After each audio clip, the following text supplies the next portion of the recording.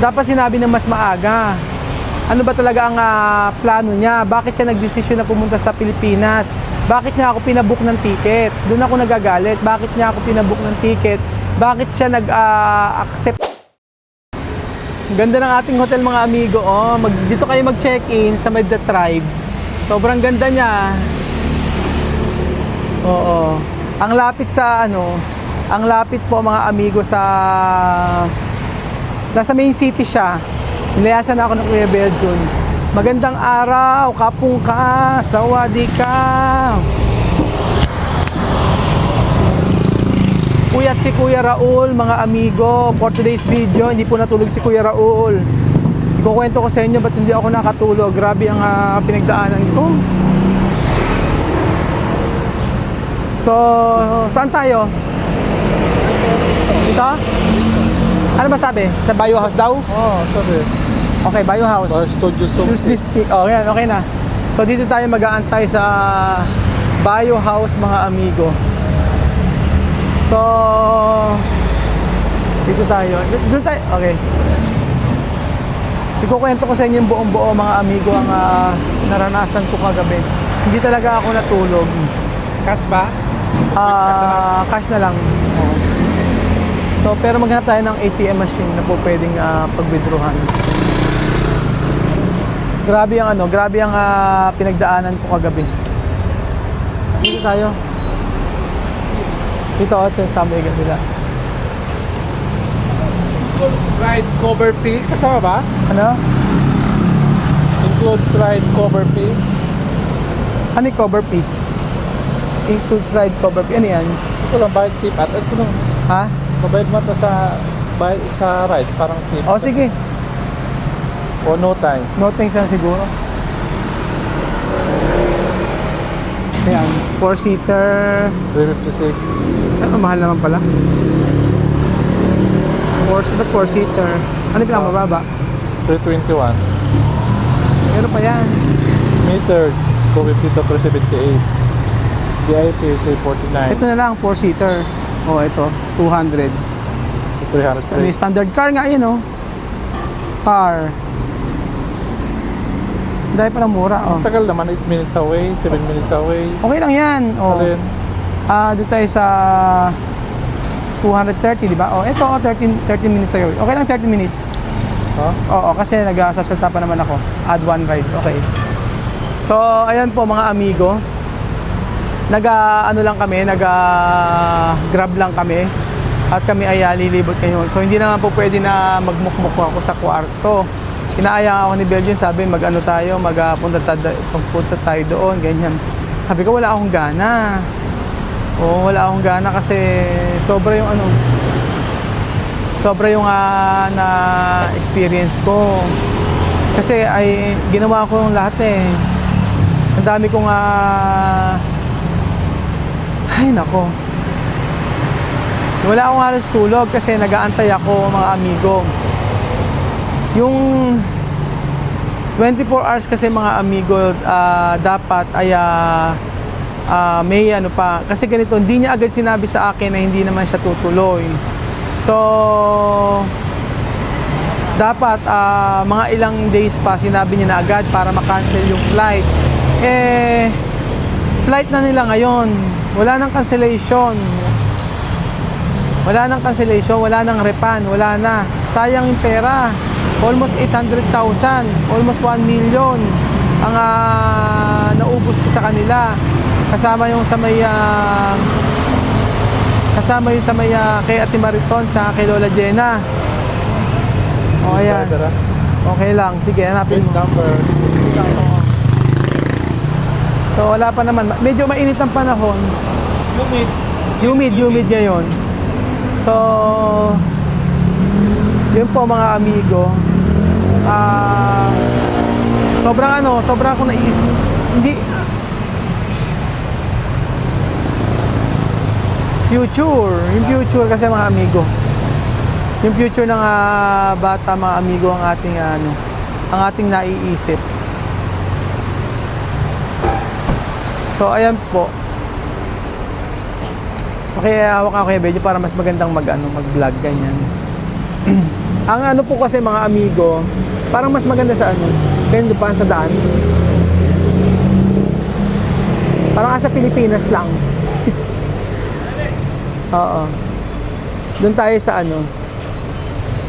Sobrang nanghihinayang po ako mga amigo kasi sobrang laki na naubos. Ang dami ko na naipadala sa kanya doon na pera para lang makatuloy sila. So hanggang sa huli po mga amigo ay the same, nilalaban ko ang mga bata. Nilalaban ko ang mga bata at naawa ako kay Misma. Alam nyo, sabi ni Misma, nagpatirintas pa ako, kala ko matutuloy kami bukas. Dapat sinabi niya na mas maaga para at least kahit papaano may makukuha ang pera. Ang sa akin lang ay yung effort sobra yung pagod namin. Alam niyo po ba, ang aga namin gumising, alas 5 pa lang gumising na kami para maligo, maggayak. So that time hindi ko alam na hindi siya nagre-reply kasi one day kung hindi ko pa siya patawagin kay Aya, hindi siya nagre-reply. So sabi ko na lang, buti nagpatawag ko kay Aya, si Aya ang nakausap. Hindi ako halos wala akong tulog, sa totoo lang, kasi iniisip ko na dapat sinabi na mas maaga. Ano ba talaga ang plano niya? Bakit siya nagdesisyon na pumunta sa Pilipinas? Bakit niya ako pinabook ng ticket? Doon ako nagagalit. Bakit niya ako pinabook ng ticket? Bakit siya nag-accept? Diba? Napakadali ko lang kausap. Hindi ko pinipilit yung sarili ko sa kanila. Hindi ko pinipilit yung sarili ko kay Chamame. Hindi ko dahil para makapunta, sila ang may kailangan. Future ng mga bata ang nakasalalay. Pero bakit ganun siya?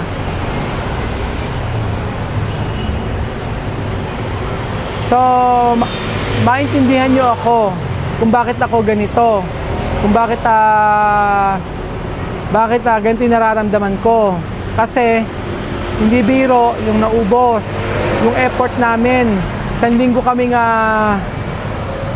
po kami mga amigo na nag-ayos ng bahay. Pati nanay ko kahit umuulan, sa Mercy.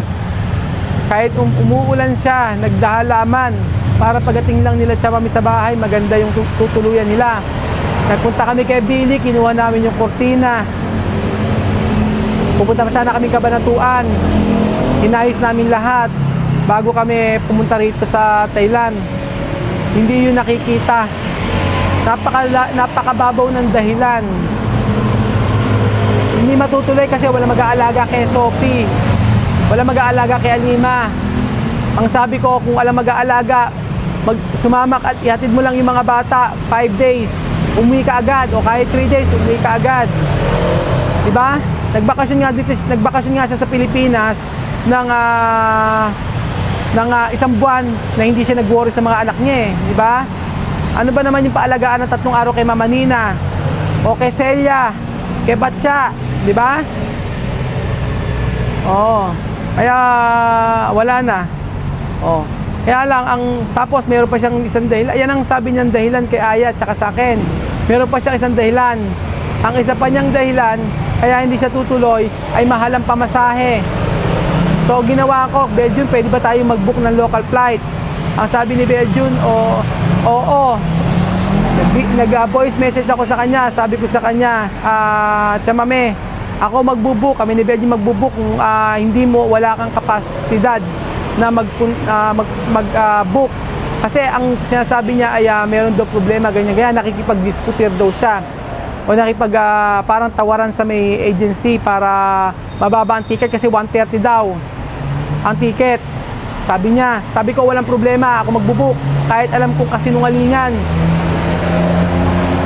Dahil ang ticket po mga amigo ng local flight, nakausap ko yung travel agency, yung Satguru, 91,000 lang, hindi 130,000. Sobra-sobra yung pinadala kong pera sa kanya. Diba? Pangatlong dahilan, kaya ayaw niyang kasi meron daw akong issue sa Pilipinas na ako daw ay may problema sa pulis. At ayaw daw niya siya ay makulong. Yun ang sabi niya sa akin. So, yun po. Kaya nga sabi ko sa inyo mga amigo, Sobra na yung ginawa niyang pang-aabala sa akin. Para sa mga bata, ginawa ko ito, hindi para sa kanya. Diba? So kung magagalit siya sa akin, walang problema. Pero yung nararamdaman ko, nawa maramdaman, naiintindihan niyo ako bakit ako ganito ngayon. Diba?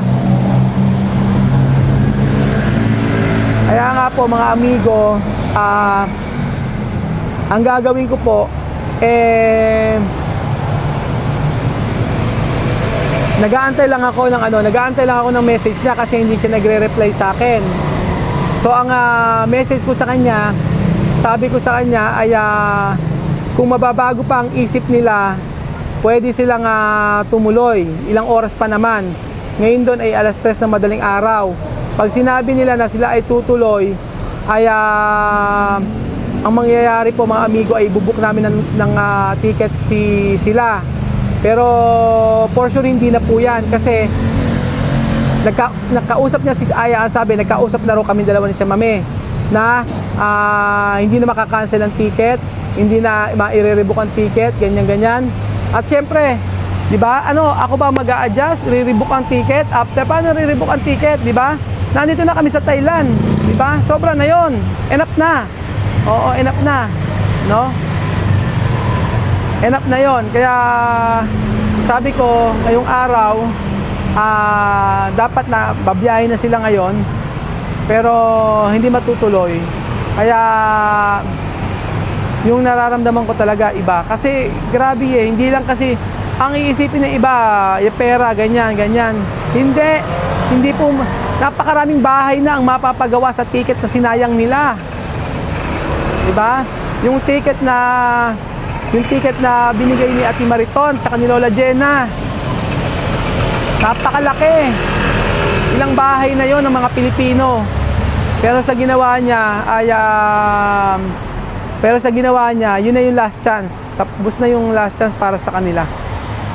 Oo. Tapos na yung last chance para sa kanila. Tapos na, yun na yun. Kung hindi lang kay Misma Amir at Bibian, hindi ko gagawin yan. Pero si Lenlen, sa totoo lang, nanay ko, sa totoo lang, kung hindi lang din sa mga bata, ayaw na nila.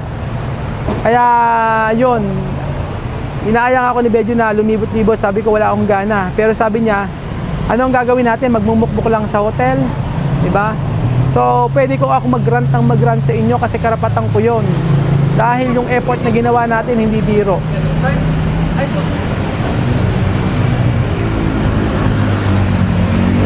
Ayan. So sabi ko sa inyo mga amigo, iba yung pakiramdam ko. Sobra ako nasaktan. Grabe yung ginawa ni Chamame. Sobra. Hindi makatarungan. Future ng bata ang nawala para sa kanya. Nakakaawa si Misma sa ginawa niya. Nakakaawa si Misma at saka yung mga bata.